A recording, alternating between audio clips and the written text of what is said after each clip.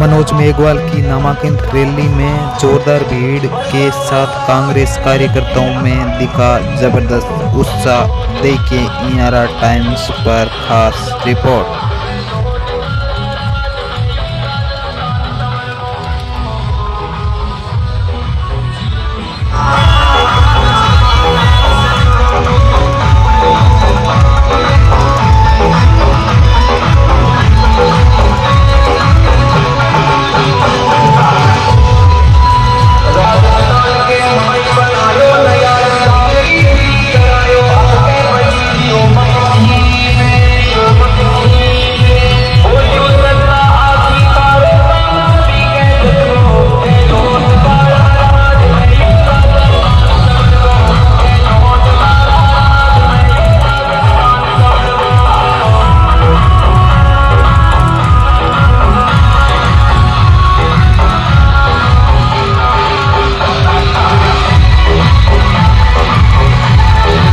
कांग्रेस प्रत्याशी मनोज मेघवाल की नामांकन रैली में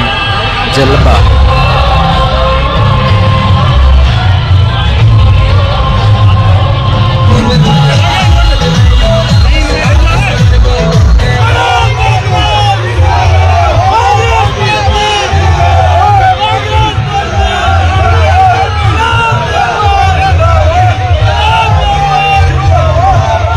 मनोज मेघवाल की नामांकन रैली घंटाघर के पास से देखे दृश्य। सुजानगढ़ विधानसभा से कांग्रेस प्रत्याशी मनोज मेघवाल के कार्यकर्ताओं में दिखा उत्साह और कार्यकर्ता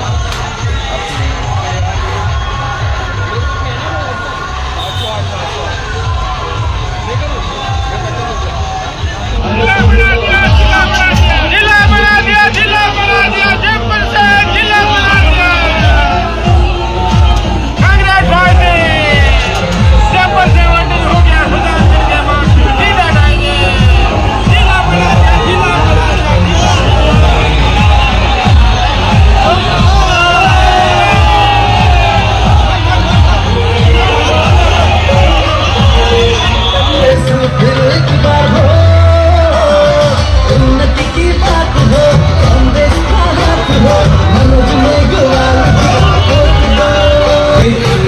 देखिए घंटाघर के सामने का लाइव दृश्य।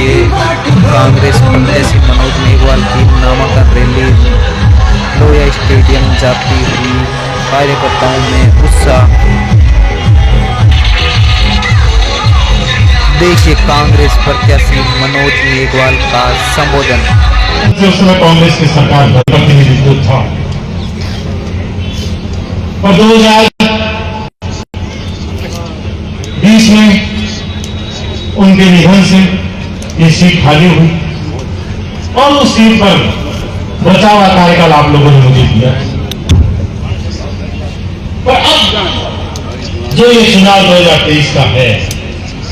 इसमें जो मैंने अगर आप लोगों ने कुछ इस 2.5 साल 2 साल में कुछ किया है और पार्टी ने अगर हम लोगों की आप लोगों की महत्ता समझी है, तो शायद उसी के कारण इस चुनाव में मुझे पार्टी का उम्मीदवार बनाकर आप लोगों के बीच में भेजा।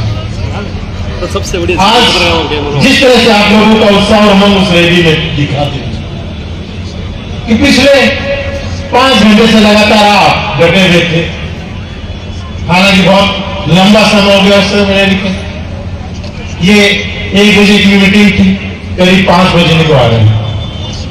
बहुत लंबा समय आप लोगों के ले लिया, पर आप लोग फिर भी डटे हुए। शायद ये आपका जुनून है कि किस तरह से आप लोग कांग्रेस के प्रति प्यार करते हैं और किस तरह से हमारे परिवार को आप लोगों ने हमेशा समर्थन दिया है, सहयोग दिया है। आप लोगों ने हमेशा अपना परिवार मान लिया और यही कारण है कि लगातार,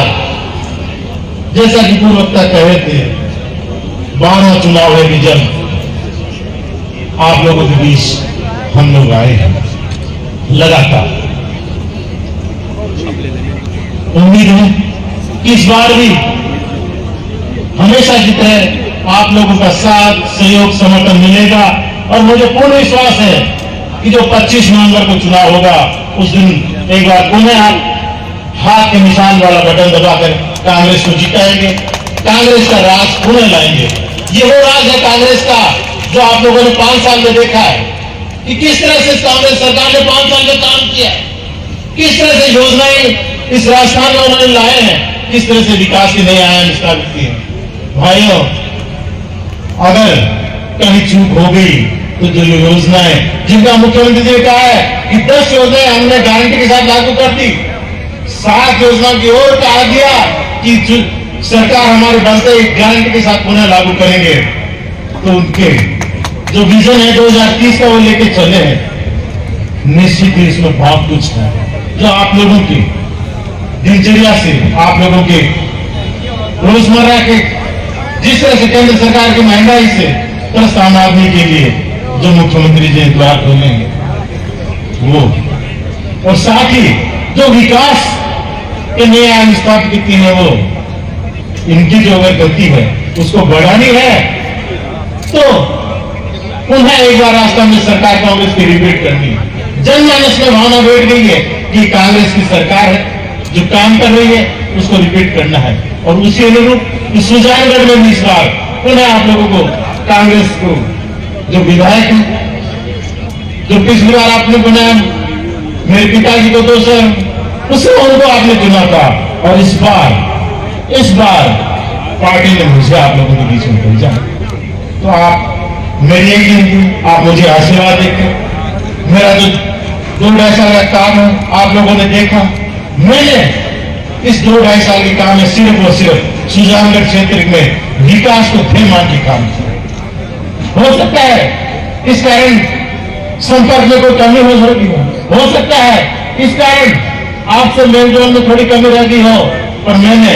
मेरे काम में कहीं कमी नहीं छोड़ी, ये मैं आपको दावे से कर सकता हूं। मेरे प्रयास में आपको कभी कोई कमी नहीं नजर आएगी, और यही आज मैं पुनः विश्वास दिलाता हूं कि अगर आप लोगों ने इस 2025 नवंबर 2023 को जो चुनाव है पुनः अगर आशीर्वाद दे दिया तो पुनः मेरे काम में जो प्रयास है उसमें कमी नहीं मिलेगी। मैं तो यही आपको कह सकता हूं, बाकी बातें सारी पूर्व वक्ताओं ने कह दी, मैं उनको रिपीट नहीं करना चाहता। काम की जहां तक बात है, इस पिछले 2 साल में आप लोगों ने काम करने का मेरा तरीका देखा है, चाहे शिक्षा की बात हो, चाहे चिकित्सा की बात हो, सड़क की बात हो, चाहे पानी की हो, चाहे बिजली की हो, चाहे प्रशासनिक तंत्र को मजबूत करने की बात हो, चाहे तहसील से लेकर जिले तक की बात हो, मैंने आपको हर चीज को, हर उस डिमांड को जो आपके क्षेत्र की थी, आपके गांव की थी, आपके पंचायत की थी, आपके थाने की थी, आपके शहर की थी, आपके वार्ड तक की, जहां जहां उसको ले जाना थी मैंने उसको पहुंचाई, मैंने उसको पीछे पड़कर उसको पूरी करने की कोशिश की, और आज मैं कह सकता हूं कि इस 2-2.5 साल में आप लोगों की जो भी बातें आई मैंने लगभग वो पूरी करने की कोशिश की। अगर फिर भी कोई हुआ तो विश्वास दिलाता हूं, अगर आपने मौका दिया, समय दिया, सहयोग दिया, आने वाला समय पूरा 5 साल का होगा। इस बार तो समय कम मिला, और उस समय में भी शुरुआत के 6 महीने तो कोरोना में चले गए थे, और उसके बाद कुछ सीखने में और कुछ समझने में निकल गए, और फिर भी मैंने किसी भी चीज को, जो भी आप लोगों की डिमांड है उसको छोड़ा नहीं, उसको पीछे बढ़ के पूरा करने की कोशिश की। और कभी आज छोटा काम हो चाहे बड़ा हो, चाहे जगह बोले का काम हो चाहे जिला बनाने तक का काम हो, हर वो काम जो होना चाहिए था सरकार में जहां जहां तक, चाहे विधानसभा में बात हो, क्षेत्र की कोई भी ऐसी बात हो विधानसभा में उठाने वाली बात मैंने विधानसभा में उठाई, मुख्यमंत्री से तो पहुंचाने वाली बात मुख्यमंत्री से तो पहुंचाइए, मंत्री तक बात पहुंचने वाली मंत्रियों तक पहुंचाई, सचिवालय तक जाने वाली सचिवालय तक हो, चाहे कलेक्टर तक हो, और चाहे छोटे स्तर तक की बात हो, चाहे सुजानगढ़ में हो, चाहे विधानसभा में हो, चाहे गांव पंचायत तक हो, जहां जो बात उचित मंच पर जानी चाहिए थी उचित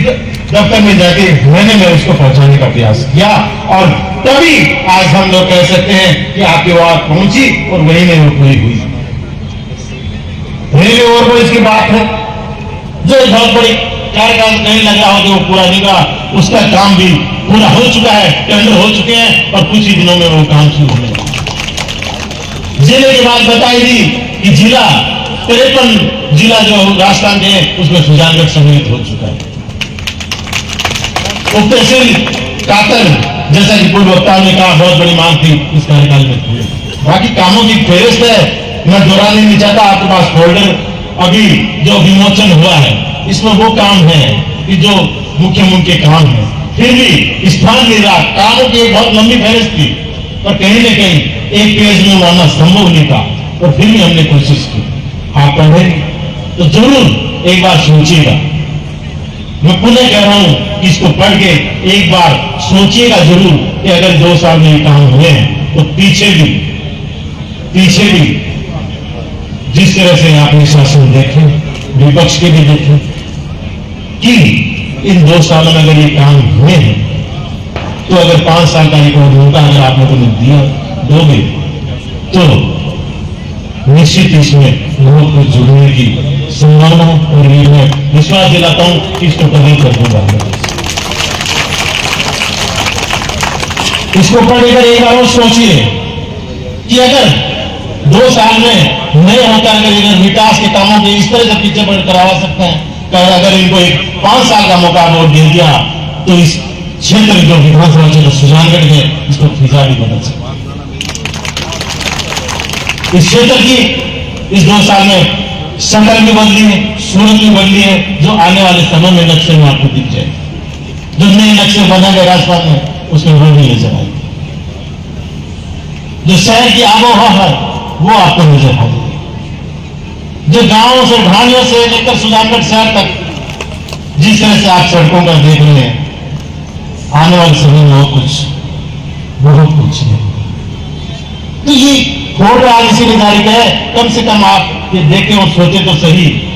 कि मैंने इस 2 साल में काम किया। अगर आपको तसल्ली हो जाए तो साथियों इस 25 नवंबर को आशीर्वाद दे देगा। बाकी ये कह सकता हूं कि आप लोगों का हमेशा साथ मिला है, हमेशा सहयोग हमारे परिवार को मिला है, और इस बार भी आपको मिलेगा। और साथ ही साथ आपसे ये भी निवेदन करूंगा, अपील करूंगा कि सुजानगढ़ क्षेत्र को तो ध्यान में रखना है, और रतनगढ़ से हमारे सामान्य खुशाराम जी गोदारा भी आपको पता है वहां से प्रत्याशी। आप लोगों का रतनगढ़ में जो भी संबंध हो, जिस तरह से भी जुड़े हुए हो, चाहे प्रत्यक्ष या अप्रत्यक्ष, जिस तरह से भी आप सहयोग कर सकते हैं, आप सहयोग जरूर करना। क्योंकि हो सकता है आप खुद मतदाता नहीं हो पर आपके रिश्तेदार हो सकता है आप खुद मतदाता नहीं हो पर आपके जान पहचाने वाले हो, या हो सकता है कि आपकी खुद की कोई लगाव हो उस क्षेत्र से। आप सुजानगढ़ के साथ रतनगढ़ के लोग हैं, क्योंकि सुजानगढ़ और रतनगढ़ विधानसभा जुड़ी हुई आप लोगों ने। सुजानगढ़ क्षेत्र के आज 16 पंचायतें रतनगढ़ में, नगर पालिका छापर रतनगढ़ में, इसलिए विशेष रूप से निवेदन है कि सुजानगढ़ में तो हम लोग सारे जो मंच पर बैठे हैं आपसे विनती की है, और रतनगढ़ के लिए आपसे कर रहे हैं। तो इसी आशा और इसी उम्मीद के साथ कि 25 नवंबर को आप सुजानगढ़ रतनगढ़ भी जिले में करेंगे, क्योंकि सुजानगढ़ रतनगढ़ के साथ पूरे जिले की 6 विधानसभा होगी। आप सभी जगह आप सहयोग करें, सभी जगह आप सहयोग करें, क्योंकि एक सीट जुड़ेगी तो राज कांग्रेस का आएगा, और इस बार और मजबूती से राज भागना है कांग्रेस का। जितना राज मजबूत होगा, विश्वास कीजिए योजनाएं भी उतनी मजबूत होगी, और विश्वास कीजिए काम करने का मुख्यमंत्री जी का तरीका भी और मजबूत होगा, और आने वाले समय में और मजबूत सरकार मिलेगी, और मजबूती से योजनाएं मिलेंगी। बाकी आप लोगों ने आज इस कार्यक्रम को सफल बनाया, बहुत शानदार रैली की, हालांकि समय बहुत विलंब हुआ और फिर भी आप बैठे रहे, और लास्ट तक इस कार्यक्रम में आप बैठे रहे, उसके लिए पुनः मेरी तरफ से बहुत बहुत आभार, बहुत धन्यवाद। मंच पर हमारे बहुत से नेता आज बैठे हैं, पर महादेव के कारण हम बहुत कम वक्त आज बुला सके, फिर भी मैं इन सब की तरफ से आपसे निवेदन करता हूं कि हमारे भावना इन सब मंचासीन जितने भी हमारे नेता बैठे हैं, इनके लिए समय के कारण इनको बुलाने, जिनको बहुत से वक्ता थे जिनको आप सुनना चाहते थे, हम सुनना चाहते थे, सुन नहीं पाए।